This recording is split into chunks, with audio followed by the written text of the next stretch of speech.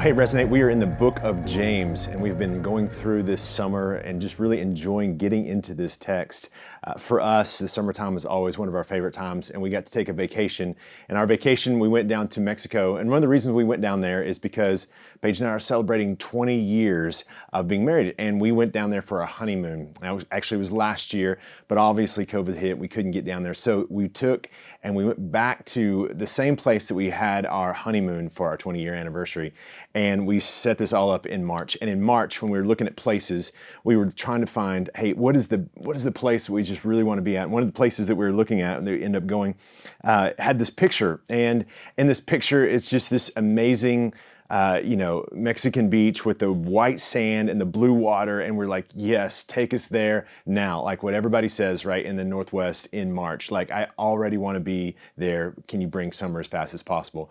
So anyway, we prepared. Our hearts have been just excited about that. So we get there to one of the places we went, and we get out of the taxi that's bringing us there. We drop off our luggage and we head to the beach. And immediately as we go to the beach, there is a smell that we did not expect, that they did not advertise when they begin to talk about the amenities that were present in this place. That smell was like this kind of rotting something smell. And so we continued to walk out to the beach, and we got to the beach. We saw the white sand, we saw the blue water. In between the white sand and the blue water was a mound of brown seaweed. And so that was another thing that obviously did not get put into the brochure to be able to say, come here, enjoy this place, you're gonna love it. You'll have to hike over about a 2-foot mound of seaweed that is washed up every single night. And so we get there, and amazing time, wouldn't change anything, except for the fact that there was seaweed between the water and the blue water, or the sand in the water. And in this, I think about these moments where you see something and you have this expectation, and then you experience something and it's a little bit different than you expected. And we have all these, right? We have all these moments in our lives where we have this, hey, I know this is what it's gonna be like, and then we experience it and there's a gap. And that gap, that expectation gap is hard sometimes. You think about going to a fast food restaurant, right? You look at the menu and you're like, that looks incredible. How is that only $5? And then you get something and you're like, are you kidding me? Like, that doesn't look anything, like, hold that up, that don't look anything like the picture in that. And so in this, I want us to press into this at a heart level today, because James speaks to this expectation gap. It speaks to this moment where our expectations and our realities, they don't meet up. And it speaks to really what we do in those moments. See, James is written to a group of people who are in exile. They're not in their homeland. They've been brought out of that. They're likely in a place of suffering. They're likely in a place where it feels like there's no normal life. And I want us to be able to kind of align our hearts to this, because over the last 18 months, we've been walking through something that is not normal. And when all those expectations that we had met the realities that we experienced in our life, I think that we in our hearts have had some of the same responses as people that James is writing to. And he says to them really something that's very pointed, and it aims at the very heart of what this is all about. And I think we need to hear this today. It's really about control. James is going to speak to us today about one of the things that is at the core of our desires, and that's control.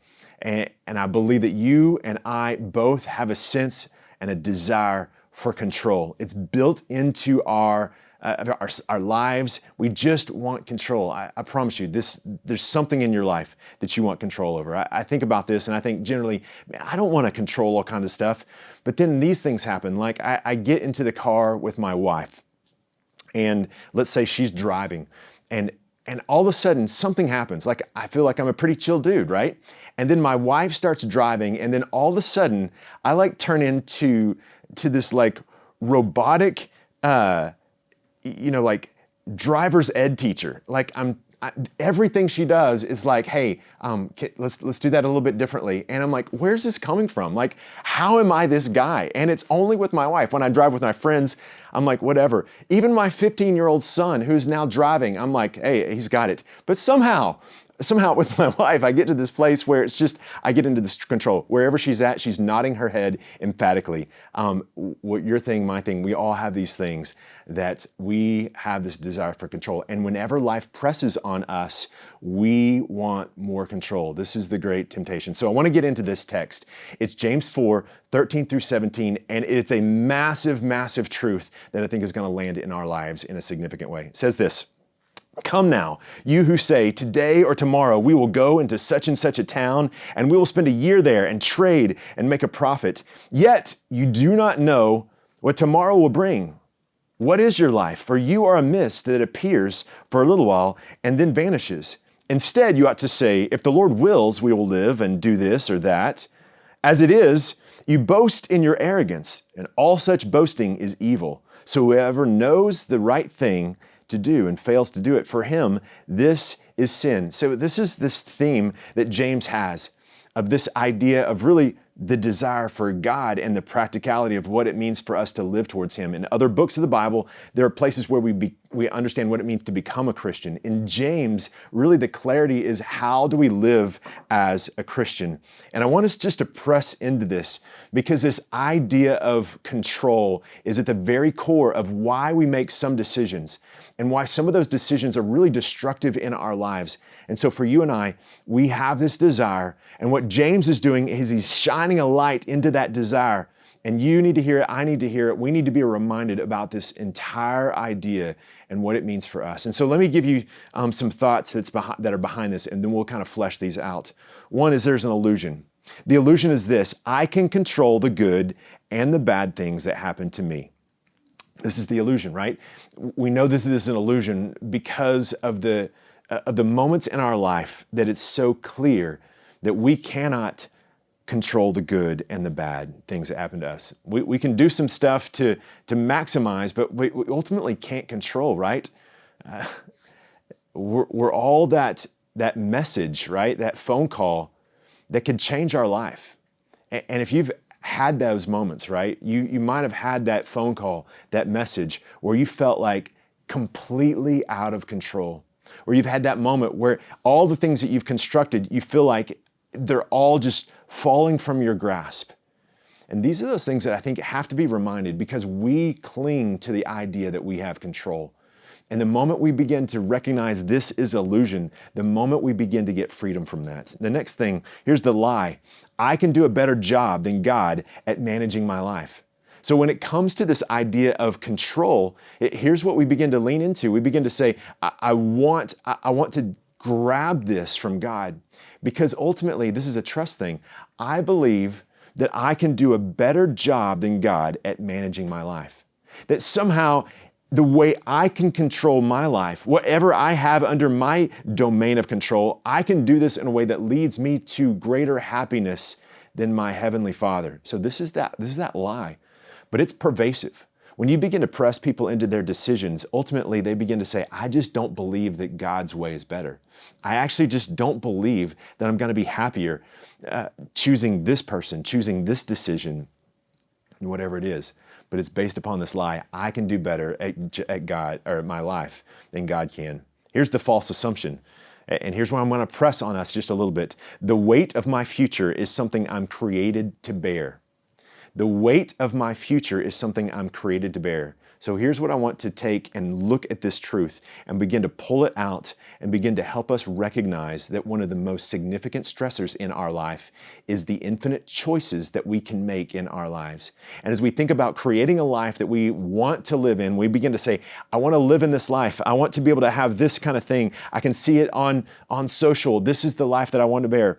This is the assumption. The weight of my future is something I'm created to bear. What if that's not true? What if you were not created to bear the weight of your future? What if one of the things that creates the most amount of anxiety and stress is your thought that you have to be in control of all the decisions and all the choices that make up your future? And so I want to get into this, and I want to let James expose some of the things that are ultimately in our hearts. So here's the truth. The truth is that the only thing that I can really control is my response to what happens to me. So when we begin to ask about how should I expect to control my life, really the only thing that we control is how do I respond to these things. The truth is this, that God's best for me is better. That when God says, I have your best in mind, it's actually better than anything that you could create on your own. And the truth is that peace follows God's plans. That on your shoulders, you are not meant to bear the weight of the infinite choices for your future. But as you begin to walk into a place where you discover God's plans, it leads to the most abiding peace you will ever discover. So here's these truths that we're going to build this in. So let's get back into the text for us to be able to understand this. Because what the text does is it shows us one additional truth. And that one additional truth is this, is that practical atheism is one of those things. It looks like where we believe in God, but we live like we don't. So that's that idea that ultimately James in this entire book is unpacking. This idea that our belief systems should lead to our behaviors. And a practical atheist is basically this. You believe in God, but you actually live like you don't. That you wouldn't say, hey, I'm a theoretical atheist, like I don't believe in God, my beliefs aren't around God. You might say, I totally believe in God, but if someone were to look at your life, it would not reveal that your lifestyle is oriented towards anything different than the world around you. And so this is this idea that we've used in other terms to be able to talk about what it means for us to have our behaviors align with our beliefs. So I want us to look at this, and I want us to pull this out because just one more truth here. When it comes to making plans for our lives, we're deeply tempted to live as practical atheists. When it comes to the plans of our life, what we are tempted to do is to be able to say, thank you, God, for your input. I'm going to make a plan, and then I'm going to ask you to bless that plan. And as we see what James says, it's arrogance, it's foolishness, it's evil. And so here's what we begin to see is this. So the first thing I think we need to realize is that practical atheism makes plans that reflect self-reliance. Let's get into this.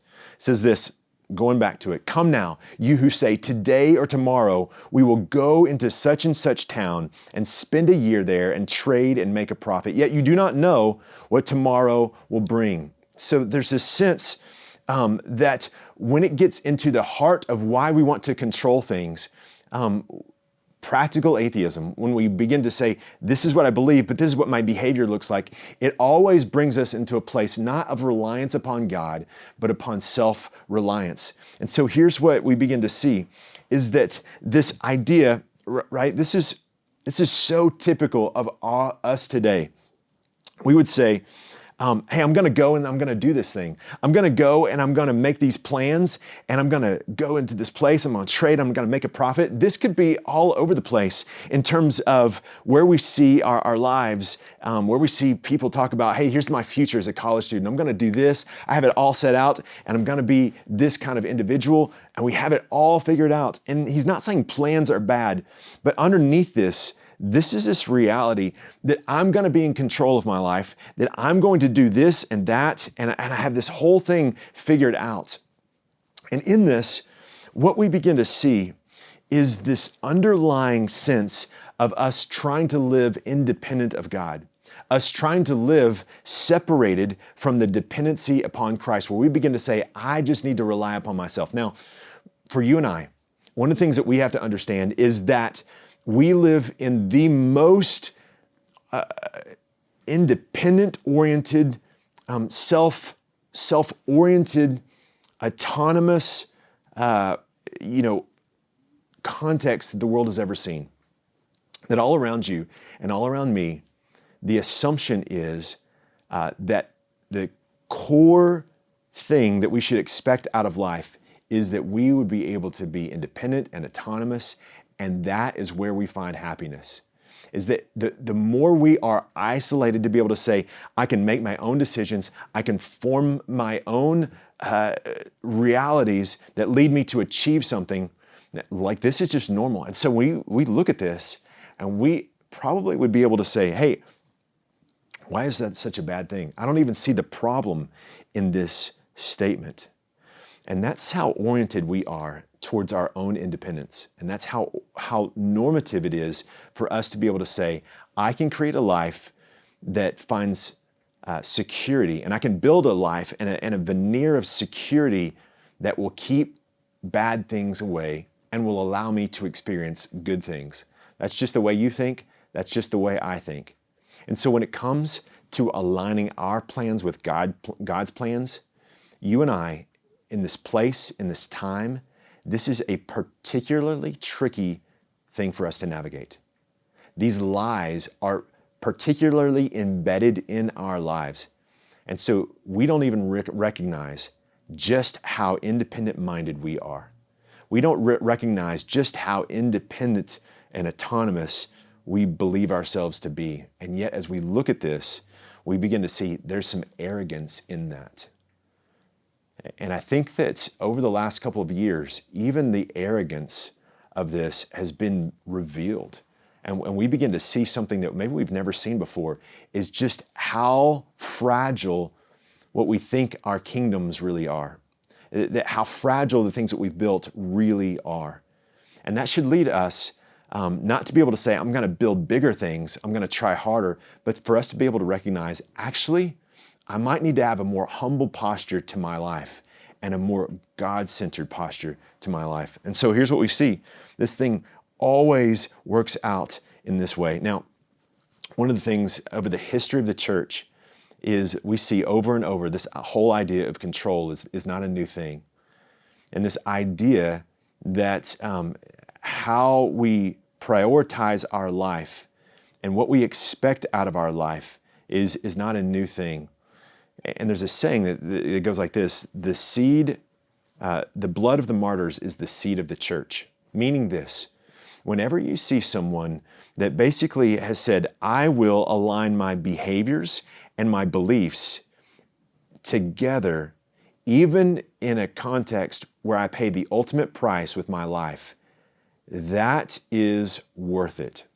And what happens is when someone displays that kind of behavior, for them to be able to say, you know what, the way that I live my life is where I don't have to be concerned that my behaviors will ultimately be sacrificial to my life if they don't align with my beliefs. Then I can freely begin to say, if I believe this, these are the implications of that, even if it ends up ultimately costing me my life.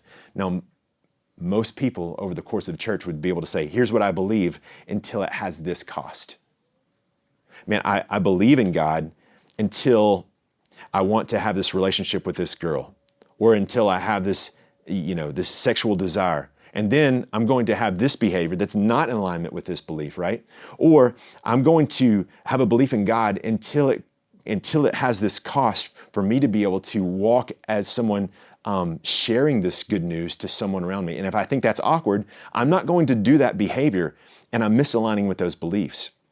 But when someone is revealed to us where their beliefs and their behavior are radically aligned, even to the point of death, it begins to paint a new version of how we live our lives. And the integrity of our beliefs and our behaviors aligning together.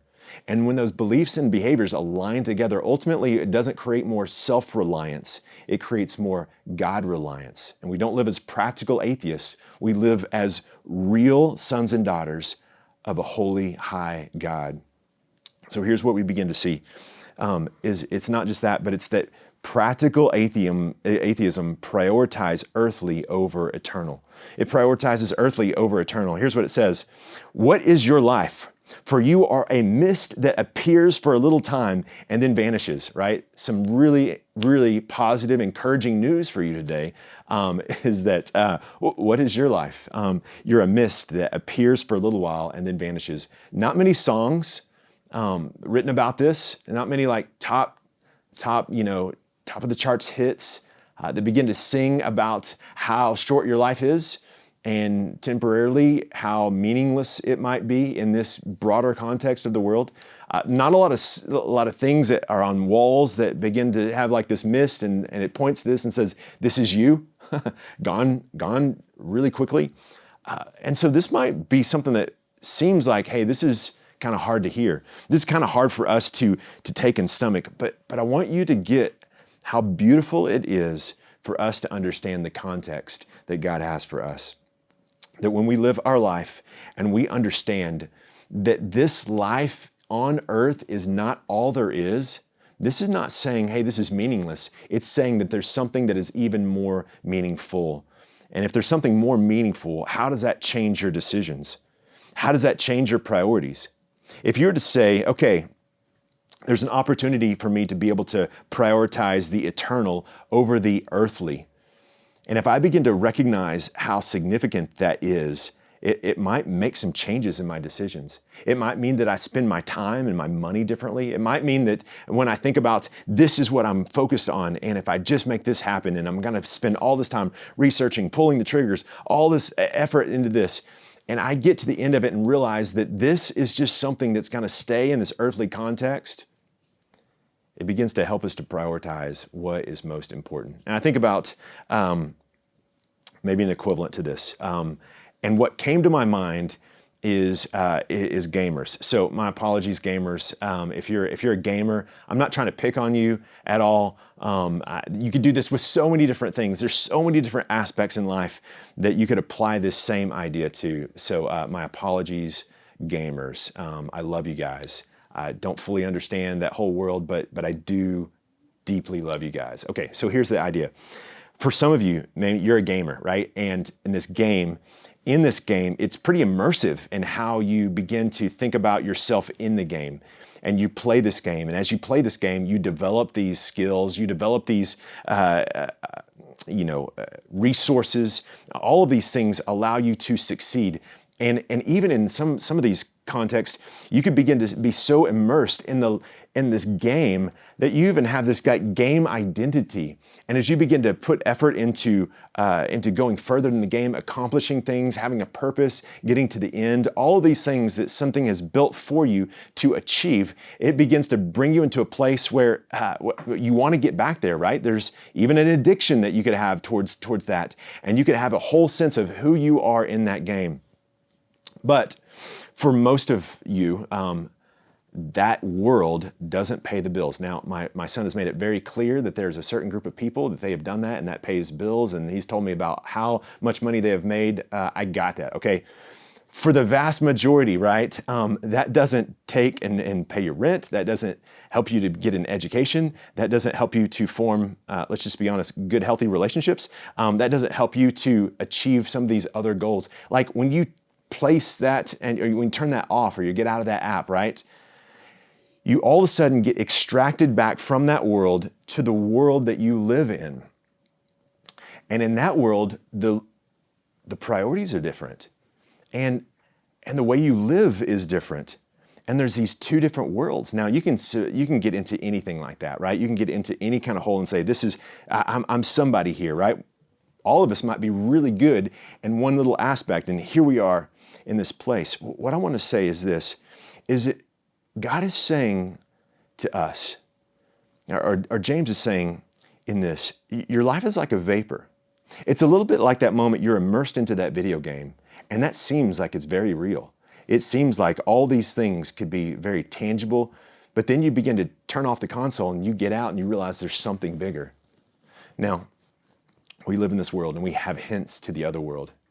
James is saying, hey, there's going to be a moment where you begin to recognize that this is very temporary, this is very small, this is very finite. And in the midst, when you recognize that, are the choices that you made in that going to be choices where you're like, hey, I'm so excited that I made choices like this? And what he's saying is that the priorities, the realities, even the context that you find yourself is going to be changed when you begin to understand that there is an eternal reality that is so much bigger than just the earthly reality. So in this, I think there's some truths that help us to really begin to navigate this. In this way, as we get to this verse, it says, instead, you ought to say, if the Lord wills, we will live and do this or that. So he's beginning to say, hey, instead of being able to say, I'm going to make all these plans, we have to recognize your life is a mist. There's a temporary reality to this that is pervasive through the Bible. And as we begin to say God has a plan and his idea of whether you live or die, all of this it's his sovereign will. And so in this, I think it's really key for us to understand there's two ways to live our lives when it comes to control.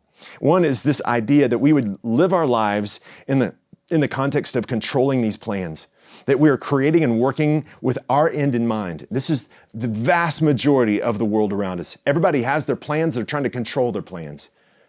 But there's another idea here, and it's this idea that God is at work, that God has these plans, that you're discovering God's plans, that there's something that He's invited you into, and as you discover those, you actively are looking for these open doors.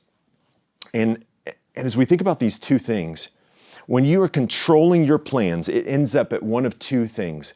One is a dead end. So maybe you succeed.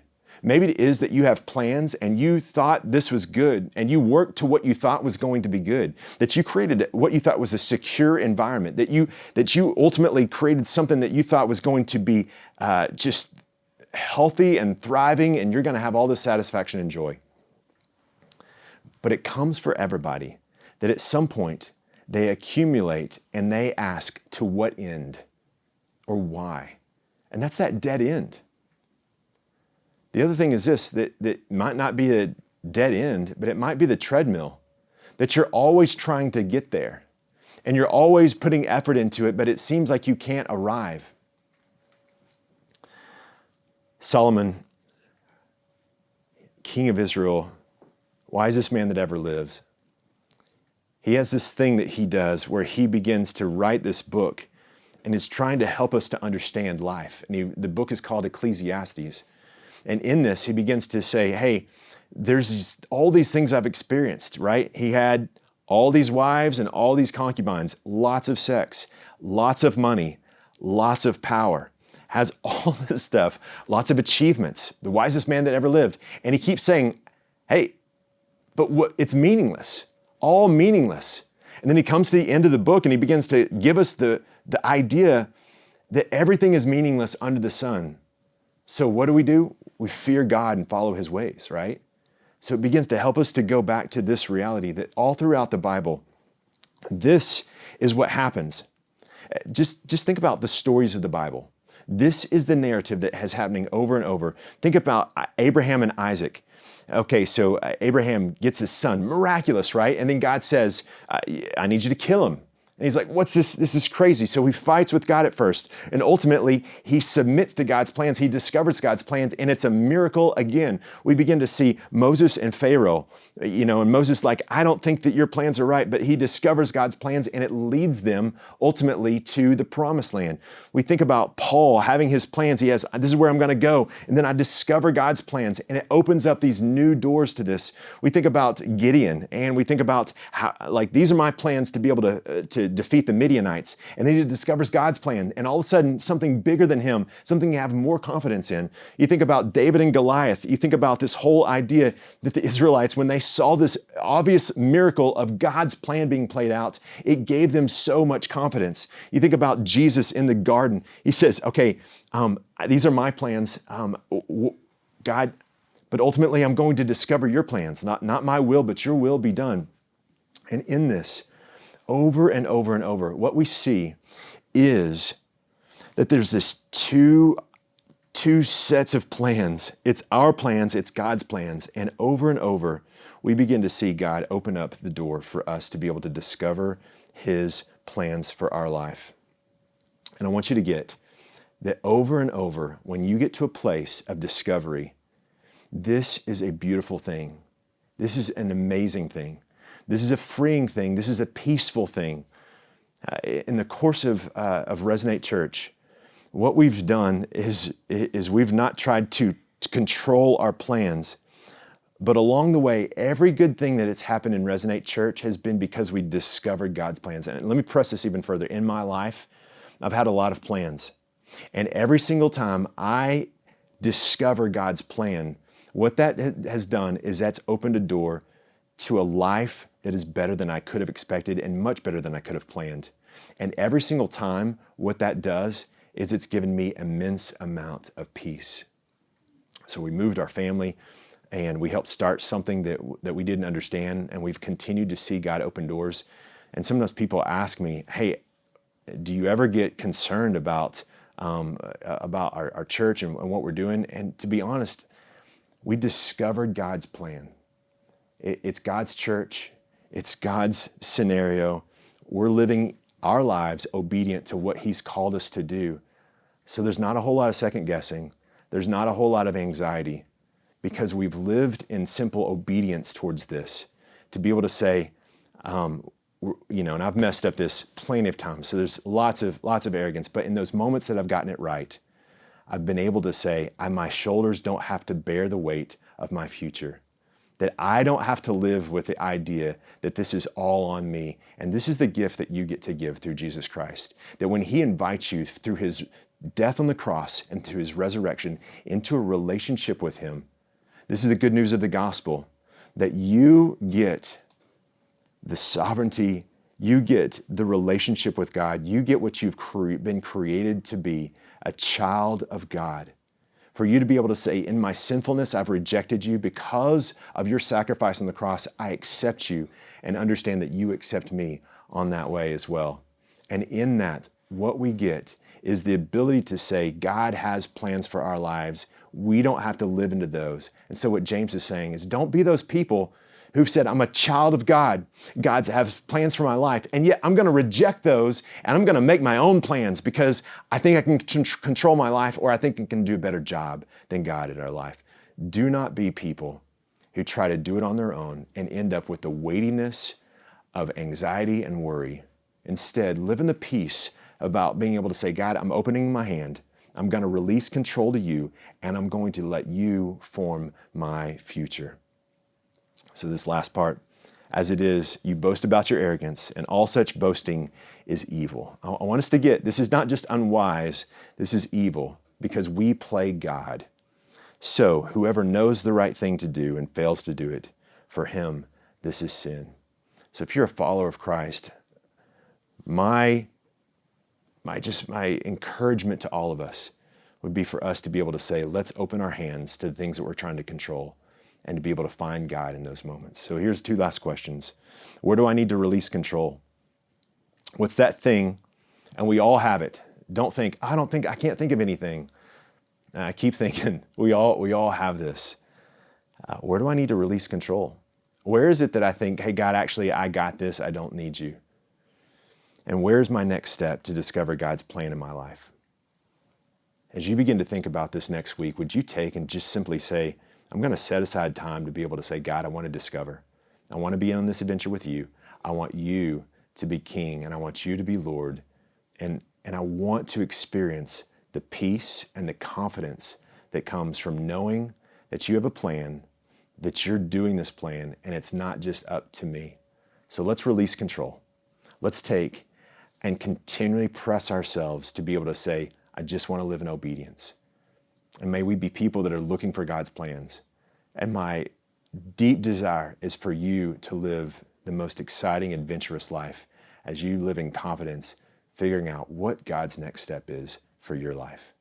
This is the story of the Bible, is that these people get swept up and discover that God has been doing something all along.